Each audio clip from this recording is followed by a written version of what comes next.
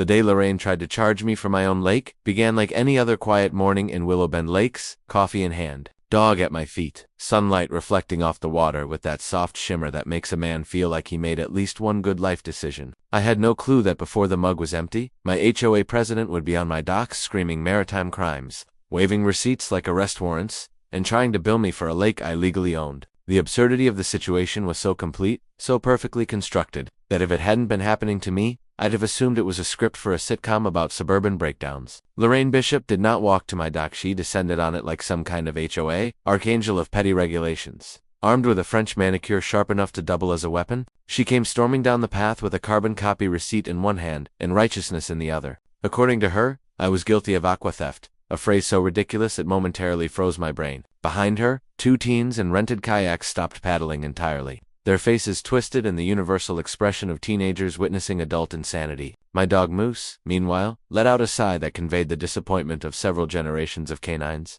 The officers who arrived were clearly torn between professionalism and the urge to laugh. The senior officer tried to keep a straight face as Lorraine declared I was stealing community water features, insisting that using the lake without paying her newly invented fee was both wire fraud and maritime crime. She spoke with the unshakable confidence of someone who not only misunderstood the law, but had built a small emotional castle on top of that misunderstanding. I sat there, sunglasses on, brewing quietly in a mixture of amusement and disbelief. When the officer finally asked if I lived there, I nodded toward my house and introduced myself. Lorraine's expression suggested she believed I had no right to exist within her line of sight, let alone own property near her lake. That was her fatal miscalculation. The moment I opened my backpack and handed the officer a plastic-covered document with an official county seal, the entire performance began collapsing. The deed didn't just show ownership, it spelled it out in ink. The county had blessed the lake, its water, its bed, its shimmering surface belonged to me, not the HOA, not the community, me. The officer's eyes scanned the document,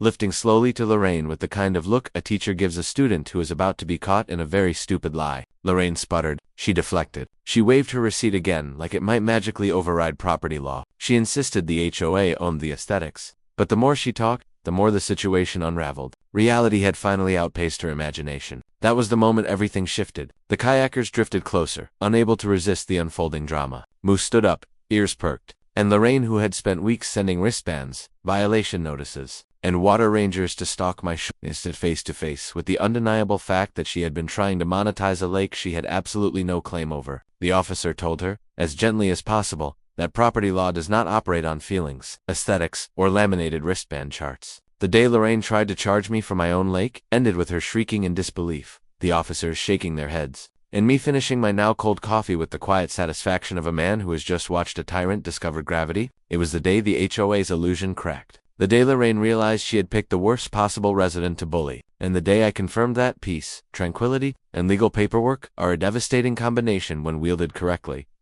The day the water rangers declared war on reality was the day the HOA officially crossed the thin line between neighborhood management and full-scale suburban delusion. It began early in the morning, when 3 volunteers in neon vests, self-appointed guardians of the lake, marched down the waterfront like they were patrolling an international border instead of a peaceful, privately owned shoreline. They carried clipboards with the seriousness of military dossiers, whistles around their necks, and expressions that communicated a deep belief that the fate of the community depended on their ability to stop unauthorized splashing. I was on my dock, minding my own business, watching the fog lift off the lake, when they surrounded me as if they were conducting an amphibious assault. Their leader, a man named Greg who took HOA volunteering far more seriously than he took his actual job, stepped forward and declared that I was in violation of the Water Access Compliance Initiative. I asked him politely at first what that even meant. He responded by blowing his whistle as if that would summon backup from the depths. According to him, I was using the lake without proper HOA authorization. I pointed out that the lake was on my deed, legally mine. His eyes narrowed in the way people's do when they are confronted with a fact that threatens the fragile ecosystem of power they built inside their own heads. The water rangers escalated instantly. 2 of them pulled out waterproof wristbands, the kind you get at amusement parks,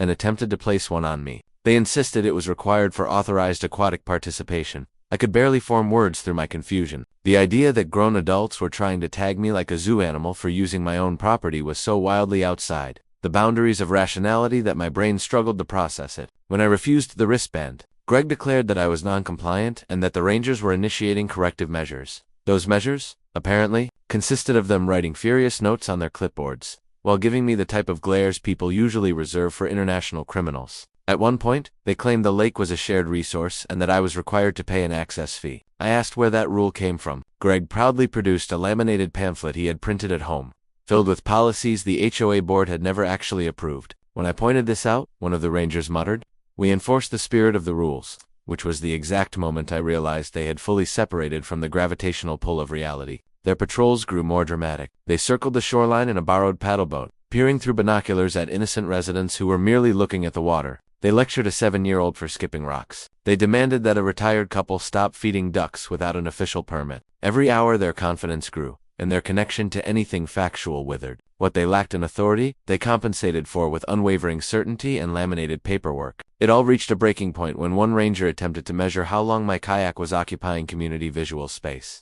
That was when I walked inside, pulled out the property deed, and returned to the dock with the calm decisiveness of someone about to gently destroy an entire fantasy. I presented the document, placed it into Greg's trembling hands, and watched his expression collapse as he realized the lake every square foot of it belonged to me alone. In that moment, the Water Rangers' war on reality ended not with confrontation, but with the quiet, devastating sound of a delusion shattering. Their clipboards lowered, their whistles fell silent, and I watched them shuffle away from my shoreline like soldiers retreating from a battlefield they never should have entered. It was the day their imaginary authority met an immovable fact and lost spectacularly. The 911 call that exposed the HOA's biggest lie didn't begin with drama or shouting. It began with a simple sentence spoken in a tired, flat voice. "There's someone on my property pretending to be law enforcement." I hadn't planned to call. For weeks the HOA had been escalating their nonsense fake rules. Bogus wristbands, water rangers patrolling the shoreline like confused mall cops, but this time, they crossed a line even their own imagination shouldn't have allowed them to cross. When I stepped outside that morning and found an HOA board member, Evelyn, standing on my dock wearing a reflective vest, a plastic badge, and holding a clipboard that said Enforcement Division, I knew something had snapped in the machinery of their brains. Evelyn announced that she was conducting a mandated compliance sweep and needed to inspect my dock for unauthorized aquatic structures. My dock, on my lake, on property she had no jurisdiction over. Her voice had the brittle confidence of someone clinging to the last threads of authority she didn't actually possess. When I told her she needed to leave, she refused. She claimed she had emergency authorization from the HOA to act as security. When she took out her phone and pretended to radio someone, that was it. That was the moment the situation tipped from irritating to dangerous. So I dialed 911. I explained calmly what was happening. The dispatcher asked for clarification. Are they actual security? And when I told her no, that this was an HOA volunteer impersonating some kind of officer, the air in the conversation shifted instantly.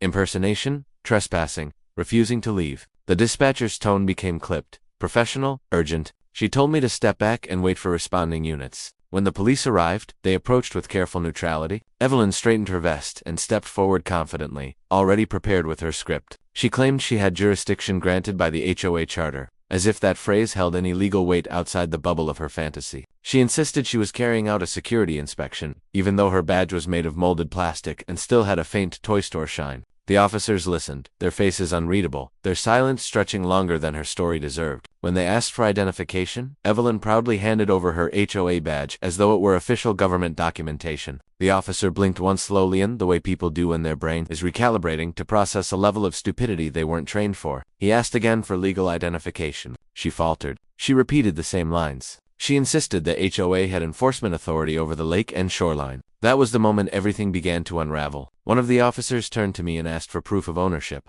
I handed him the deed, the same deed Lorraine and her water rangers had repeatedly failed to acknowledge. He scanned the document carefully, tracing the boundaries with his finger. Then he looked back at Evelyn with a shift in posture that said everything without a single word. She was trespassing, impersonating authority, and obstructing actual law enforcement. Evelyn tried to argue, but reality was no longer on her side. The officers informed her that the HOA had zero legal authority to enforce anything on my property, let alone impersonate officers or conduct fake inspections. They pointed out that continuing her behavior could result in charges as real ones, not the imaginary violations she scribbled on her clipboard. Her face drained of color. Her clipboard trembled. For the first time, she seemed to understand the gravity of what she'd done. And just like that, the HOA's biggest light's supposed authority over property, it didn't.